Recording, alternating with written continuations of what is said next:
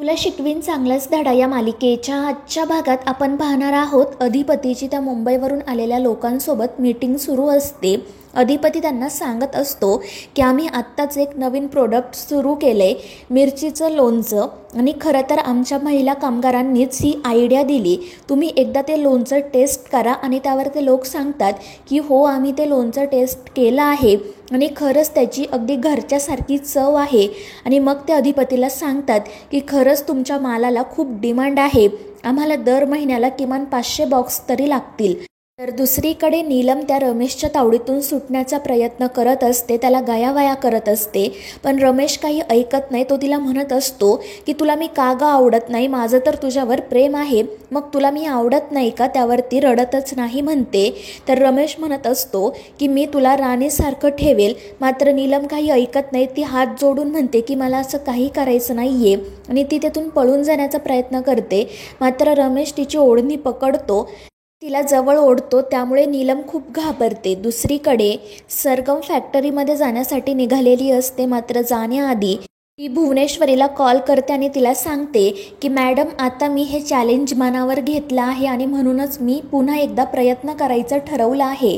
आज मी अधिपतींना भेटण्यासाठी फॅक्टरीत चालली आहे आणि ते ऐकून भुवनेश्वरी म्हणते की मग जाताय तर आम्हाला का सांगताय, प्रत्येक वेळी आम्ही तुमचा फोन उचलूच असं नाही, आम्हाला रिझल्ट हवाय, तुम्ही काय करताय ते आम्हाला सांगण्याची गरज नाही, आम्हाला आमच्या सुनबाईंना धडा शिकवायचा आहे, आमच्यावर अशी वेळ आणू नका की आम्हाला तुम्हालाच धडा शिकवावं लागेल।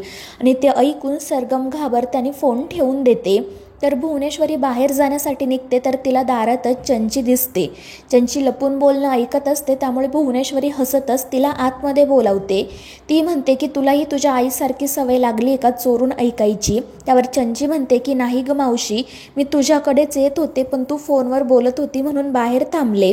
आणि मग ती भुवनेश्वरीला विचारते की मावशी तुला त्या अक्षदाला धडा शिकवायचा आहे, म्हणजे नेमकं काय करायचंय?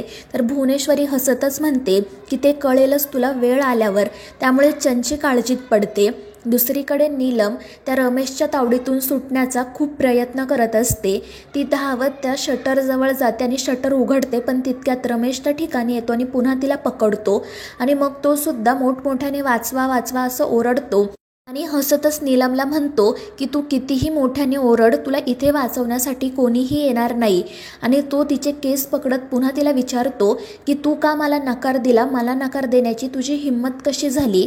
मी एवढा दिसायला चांगला आहे तरी तुला मला लवशिप द्यायची नाहीये का? त्यावर नीलम त्याच्या पुढे हात जोडते आणि त्याच्या तावडीतून सुटण्याचा प्रयत्न करते, मात्र तो माणूस काही तिला सोडत नाही। दुसरीकडे रवी कामगारांशी बोलत असतानाच अक्षरा त्या ठिकाणी येते, तिला बघून त्याला खूप आनंद होतो। तर अक्षरा त्याला अधिपतींबद्दल विचारते। रव्या सांगतो की ते मुंबईच्या लोकांसोबत मीटिंग करत आहेत। त्यावर अक्षरा म्हणते ठीक आहे, तोपर्यंत मग मी महिला कामगारांना भेटून येते आणि मग त्यानंतर ती महिला कामगारांना भेटण्यासाठी जाते। दुसरीकडे तो रमेश नीलमवर जबरदस्ती करण्याचा प्रयत्न करत असतो। नीलम त्याच्या तावडीतून निसटते आणि ती गोडाऊनमध्ये असलेले बॉक्स त्याच्या अंगावर फेकते, मात्र तो माणूस तिचं काही ऐकून घेत नाही, तो तिचा ड्रेसही फाडतो, त्यामुळे नीलम अजूनच घाबरते। दुसरीकडे अक्षरा त्या गोडाऊन जवळूनच जात असते आणि तिला नीलमच्या ओरडण्याचा आवाज येतो, त्यामुळे ती काळजीत पडते आणि पटकन गोडाऊनच्या दिशेने जाण्यासाठी निघते।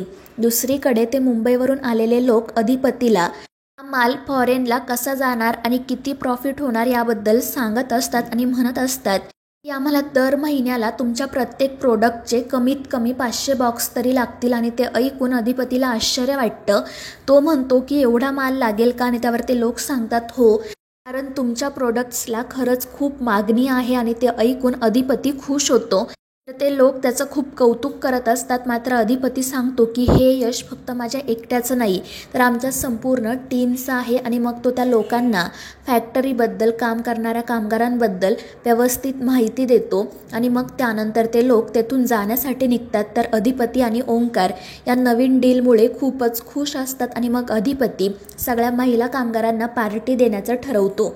तर दुसरीकडे तो रमेश नीलमवर अतिप्रसंग करण्याचा प्रयत्न करत असतो आणि त्याच वेळी अक्षरा त्या ठिकाणी येते. ती बाहेरून शटर उघडते आणि समोर घडत असलेला प्रसंग बघून तिच्या पायाखालची जमीनच सरकते. ती मोठ्याने ओरडते, त्यामुळे रमेश घाबरतो. तर अक्षरा तिथेच असलेला एक ड्रम उचलते आणि रमेशला फेकून मारते, त्यामुळे तो खाली पडतो. नीलम धावतच अक्षराकडे जाते. अक्षरा तिला जवळ घेते आणि तिला शांत करण्याचा प्रयत्न करते. तर दुसरीकडे ती सरगमसुद्धा फॅक्टरीमध्ये आलेली असते आणि ती अधिपतीची वाट बघत बाहेरच उभी असते. तितक्यात काही बायका त्या ठिकाणी येतात. त्यांना कळालेलं असतं की त्या रमेशने काय केलं आहे आणि त्या त्याच्याबद्दलच बोलत असतात. त्या म्हणत असतात की त्याची नजरच वाईट होती, बरं झालं आज तो सापडला. आणि मग त्यानंतर सरगम त्यांना विचारते की तुम्ही नक्की कोणाबद्दल बोलताय. आणि मग त्या बायका तिला घडलेला प्रकार सांगतात, त्यामुळे ती सुद्धा घाबरते. दुसरीकडे अक्षराने नीलमच्या अंगावर एक ओढणी टाकलेली असते.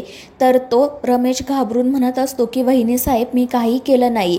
तर नीलम रडतच अक्षराला घडलेला सगळा प्रसंग सांगते. तितक्यात त्या बायका आणि काही लोकसुद्धा त्या ठिकाणी येतात आणि रमेशने जे काही केलेलं असतं ते बघून ते सगळे खूप चिडतात आणि त्याला मारायला सुरुवात करतात. मात्र रमेश म्हणत असतो की मी काही केलं नाही, ही खोटं बोलते. त्यामुळे अक्षरा सरळ त्याच्या कानाखाली मारते. दुसरीकडे अधिपती आणि ओंकारला या सगळ्याबद्दल काहीच माहिती नसते. ते महिला कामगारांना पार्टी कशी द्यायची याबद्दल बोलत असतात आणि मग तितक्यात अधिपतीला रव्याचा कॉल येतो आणि घडलेला प्रकार ऐकून तर तो खूप चिडतो. दुसरीकडे भुवनेश्वरीला सुद्धा हे सगळं कळतं आणि आपल्या फॅक्टरीमध्ये असा प्रकार घडला आहे हे कळल्यावर ती सुद्धा खूप चिडते आणि चंचीला म्हणते की आता अधिपती त्याला सोडणार नाही.